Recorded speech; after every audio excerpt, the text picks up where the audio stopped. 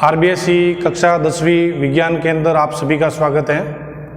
आज अपन 5वां अध्याय शुरू करने जा रहे हैं। तो 5वें अध्याय को शुरू कर रहे हैं। देखिए इधर अध्याय 5, अध्याय का नाम है दैनिक जीवन में रसायन। यानी दैनिक जीवन के अंदर रसायन का उपयोग किस प्रकार होता है वो अपन इस पाठ के अंदर समझेंगे। सबसे पहले पाठ के नाम को समझने के लिए ध्यान देंगे रसायन का उपयोग कहाँ कहाँ होता है हमारे दैनिक जीवन में, उनको समझना है। तो अपन शुरुआत करते हैं अपने रसोई घर से। रसोई घर के अंदर जो सामग्री बनी हुई होती हैं या सामान होता है उनके अंदर रसायनों का प्रयोग होता है। दूसरी चीज़ जैसे मान लीजिए बर्तन धोने हैं वगैरह धोने, सर्फ हैं, जो भी अपमार्जक हैं, साबुन हैं, उनके अंदर भी रसायनों का प्रयोग से साबुन है वो अपमार्जक बनाए जाते हैं। आगे एग्जांपल लेते हैं भवन निर्माण के अंदर सीमेंट है। सीमेंट के अंदर भी रसायनों का उपयोग होता है। और सबसे बड़ा एग्जांपल लेते हैं औषधि का। मेडिकल साइंस के अंदर जो औषधि होती हैं, दवाई जो हमारे मानव जीवन में दवाई अपन काम में लेते हैं, उनके अंदर भी रसायनों का उपयोग होता है और उनकी वजह से अपन जीवन लीला आगे चलती है अपनी। आगे नेक्स्ट एग्जांपल लेते हैं जैसे मोटर वाहन के व्हीकल हैं वगैरह हैं, उसके अंदर भी रसायनों के प्रयोग से वो बनाए जाते हैं। तो मोटर वाहन से लाकर कृषि के उपकरण तक जो सामान बनाया जाता है उसमें रसायनों का उपयोग होता है। तो रसायनों का उपयोग से बहुत सारे सामग्री का निर्माण होता है। अपन रूम के अंदर अभी आपको ऑनलाइन से पढ़ा रहे हैं, तो इस रूम को मैं देख रहा हूँ जहाँ जहाँ सामग्री बनी हुई है उनके अंदर रसायनों का उपयोग होता है। मान लीजिए सामने विद्युत के उपकरण लगे हुए हैं, स्विच लगे हुए हैं, उनके अंदर भी रसायनों के उपयोग से विद्युत के उपकरण बनाए जाते हैं। फर्नीचर को साफ करने के लिए वो भी रसायनों का उपयोग से होता है। तो रसायनों का उपयोग दैनिक जीवन में बहुत होता है, तो उनके बारे में पढ़ेंगे। तो पहला बिंदु अपन आ रहा है, पहला इस वीडियो के अंदर अपन अम्ल और क्षार और लवण का सामान्य परिचय पढ़ेंगे। सबसे पहले अम्ल। अम्ल को अंग्रेजी में एसिड बोलते हैं। एसिड लिखा हुआ ध्यान से देखेंगे इधर। अम्ल को अंग्रेजी में एसिड कहते हैं और यह स्वाद के अंदर खट्टे होते हैं। जीभ पर टेस्ट करेंगे तो स्वाद में खट्टे होते हैं, खट्टे होंगे वो अम्ल होंगे। एसिड लैटिन भाषा का शब्द होता है जो एसिड से बना हुआ होता है, जिसका अर्थ होता है खट्टा। इसका अंग्रेजी में जो नाम होता है एसिड, जो लैटिन भाषा के एसिड से बना हुआ होता है, उसका नाम ही खट्टा होता है। और इसके दूसरा गुण है ये नीले लिटमस को लाल कर देते हैं। अब आपके दिमाग में आएगा लिटमस क्या है। प्रयोगशाला में जब आप 11 में आएंगे तो प्रयोगशाला में आपको पता पड़े लिटमस बताएंगे। तो कागज़ के होते हैं, पतली पतली पट्टी का होती हैं, आपको नेक्स्ट वीडियो में बताएंगे भी। तो लिटमस कागज़ की पट्टी होती है, उसका रंग नीला होता है। अगर वो अम्ल के अंदर डालेंगे तो वो लाल हो जाएगा। इस प्रकार उसका ये गुण भी है। अम्ल के एग्जाम्पल ले रहे हैं। अम्ल किस किस में होता है? सिरका, मतलब सिरके के अंदर कौन सा अम्ल होता है? तो एसिटिक अम्ल। तो लंबे समय तक सिरका सुरक्षित रहता है डिब्बों के अंदर, तो अम्ल डालेंगे तो उसमें सुरक्षित रहेगा। तो सिरके में कौन सा अम्ल पाया जाता है? आप कई बार एग्जाम में पूछते हैं, तो एसिटिक अम्ल होता है सिरके के अंदर। इमली, जो इमली खाते हैं अपन, उसमें कौन सा अम्ल होता है? टार्ट्रिक अम्ल होता है उस इमली के अंदर। ये सारे अम्ल के एग्जाम्पल हैं। संतरे के अंदर एस्कॉर्बिक अम्ल होता है। लाल चींटी जो होती हैं कई बार अपन को काट देती हैं, सूजन आती है या दर्द होता है, तो उसके अंदर लाल चींटी के डंक में फॉर्मिक अम्ल होता है। नेक्स्ट आ रहा है जठर रस। जठर रस के अंदर हाइड्रोक्लोरिक अम्ल होता है जिसको HCl बोलते हैं। नेक्स्ट नंबर 2 आ रहा है क्षार।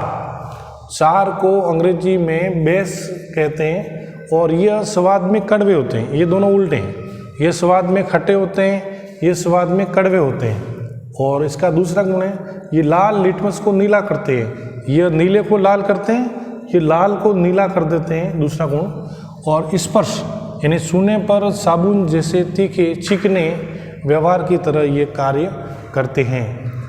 नेक्स्ट उदाहरण आ रहा है सोडियम हाइड्रोक्साइड, 4 के उदाहरण है। सोडियम हाइड्रोक्साइड तो इसका अणुसूत्र होगा NOS। आप दोनों काम कर सकते हैं, हिंदी का नाम भी याद रख सकते हैं और अणुसूत्र भी याद रख सकते हैं।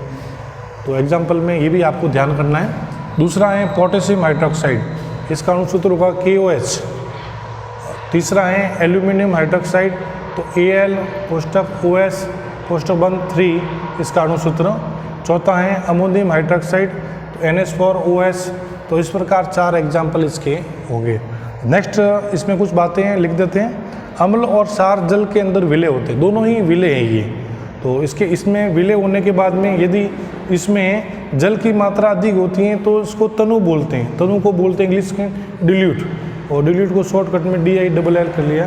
तनु का मतलब है इसमें जल की मात्रा अधिक होती है और उसको बोलते हैं। और यदि जल की तुलना में अम्ल और क्षार की मात्रा अधिक होती है तो उसको सांद्र बोलते हैं, कंसंट्रेशन कहते हैं, CONC बोलते हैं। अब आपके दिमाग में आएगा इन दोनों का उपयोग कहाँ है? इन दोनों का उपयोग प्रयोगशाला के अंदर है। जब 11 के में अंदर आप 11 में आएंगे तो यह आप प्रयोगशाला में आप जाएंगे तो शीशी के ऊपर मान लीजिए अम्ल लिखा हुआ है HCl, तो उसके ऊपर डिल HCl लिखा हुआ होगा और दूसरे शीशी के अंदर कंसंट्रेशन HCl लिखा हुआ होगा। अब दो HCl एक ही है परंतु उसमें जल की मात्रा डिल के अंदर ज़्यादा है और कंसंट्रेशन में अम्ल और क्षार की मात्रा ज़्यादा है, जल की मात्रा कम है। इस प्रकार से यह दोनों डिल और कंसंट्रेशन के बारे में अपन ने पढ़ा अभी।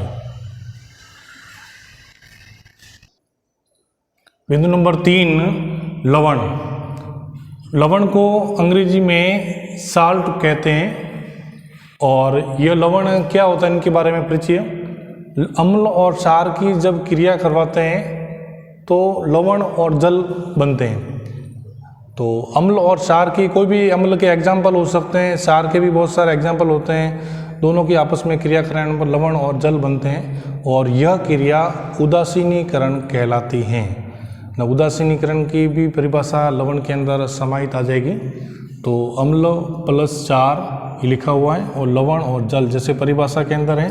रासायनिक समीकरण भी इसी प्रकार लिखेंगे। अम्ल का एग्जाम्पल लिया HCl जिसको हिंदी में हाइड्रोक्लोरिक अम्ल बोलते हैं।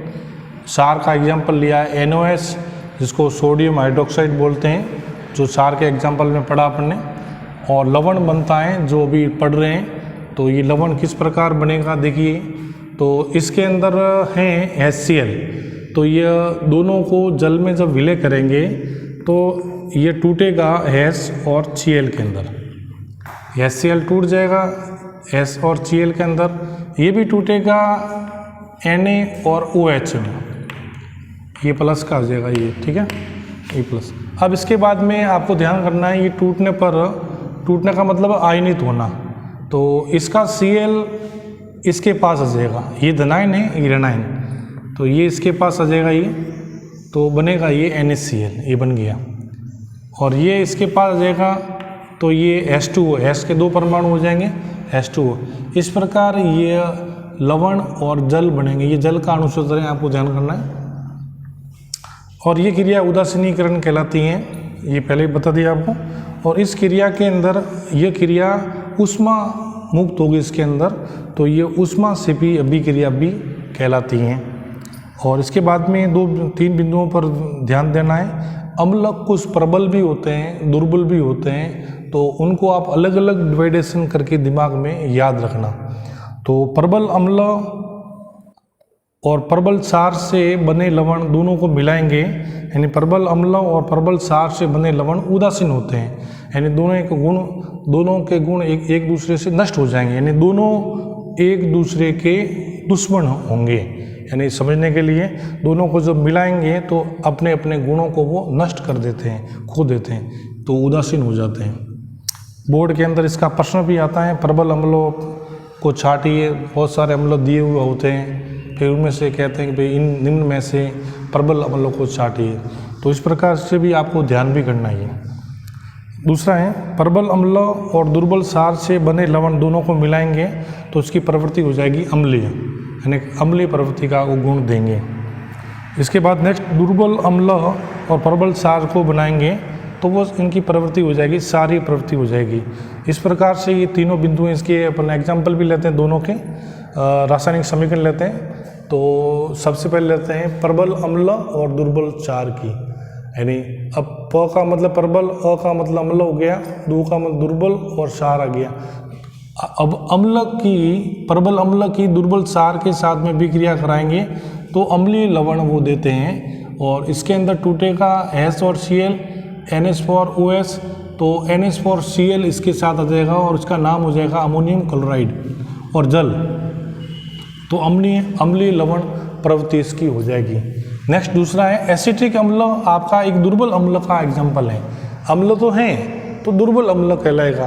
तो अब प्रबल अम्ल के साथ क्रिया, अब NOS में प्रबल अम्ल आपको हो गया कि प्रबल अम्ल के एग्जाम्पल कौन से होंगे, तो NOS का एग्जाम्पल प्रबल क्षार के ही हो जाएंगे। दोनों के क्रिया करवाएंगे तो सोडियम एसीटेट बनेगा और HCl बनेगा, इस प्रकार लवण बनेगा।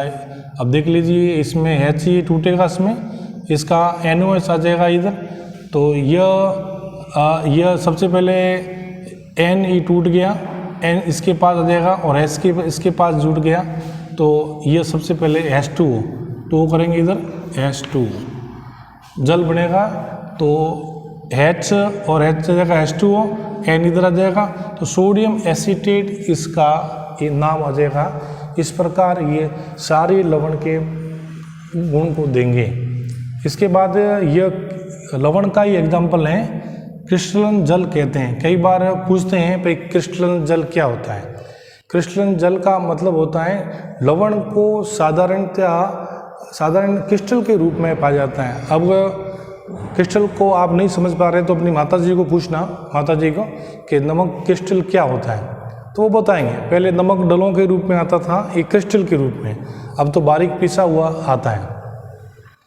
इसको थोड़ा समझेंगे। मान लीजिए माता जी को कह दिए एक बार सब्जी में नमक नहीं डालना, अब आपको पता पड़ेगा लवण की उपयोगिता क्या है। नमक नहीं डालेंगे तो खाना टेस्ट नहीं बनेगा, स्वाद नहीं आएगा, और डालने पर टेस्ट आता है, आपको पता है इसकी उपयोगिता पर। तो लवण साधारणतः क्रिस्टल के रूप में पाया जाता है और इस लवण के इकाई सूत्र को लिखने में जल के अणुओं की जितनी संख्या जरूरत पड़ती है उसे क्रिस्टलन जल कहते हैं। लवण के इकाई सूत्र को लिखने के लिए जितने जल के अणुओं की आवश्यकता पड़ती है उसे क्रिस्टलन जल कहते हैं। इसकी परिभाषा हो गई है और इसका एक उदाहरण भी ले रहे हैं। सोडियम कार्बोनेट Na2CO3, इसको सोडियम कार्बोनेट बोलेंगे, गुणा नीचे लिखा हुआ है 10 H2O, यानी सोडियम कार्बोनेट को बनाने के अंदर 10 जल के अणुओं की आवश्यकता पड़ती है। यह एक क्रिस्टलन के जल का एग्जाम्पल है। इस प्रकार यह लवण के इकाई सूत्र को लिखने में क्रिस्टल जल की उपयोगिता इसमें आती है। तो वीडियो आपको अच्छा समझ में आया होगा। सभी को धन्यवाद।